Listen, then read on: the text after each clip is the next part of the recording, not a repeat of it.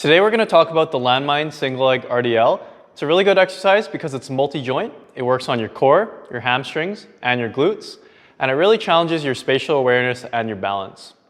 Equipment you need is a barbell, weight plate, and a landmine attachment.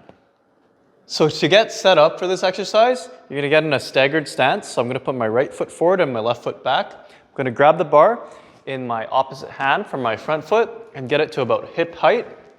From here, I'm going to have a soft bend in my knee, and I'm going to make sure that my shoulder blades are back and my head's neutral and my core is nice and engaged. So this exercise is a hip hinge movement. That means that you're primarily going to be bending at the hips and then bringing yourself back up with the hips. You're not really going to be bending at the knees. So one thing to keep in mind is you want to make sure that you have a straight line from your shoulder all the way down to your knee in that trail leg.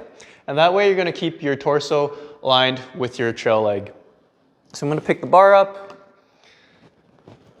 And as I lower, you only want to go so far that you feel a slight stretch in the hamstrings. You also want to make sure that the glutes are nice and engaged and your core so that you can keep your hips stable and not rolling around too much. So make sure when you're doing this exercise that you're not rounding through the back as you lower yourself down, and that you don't go so deep that you start bending at the knee to compensate. The key to this exercise is having strong postural alignment, using that core to stay well engaged, and making sure that you're hinging at the hips, using those glutes to control that movement. Give this variation a try the next time you do single leg RDLs.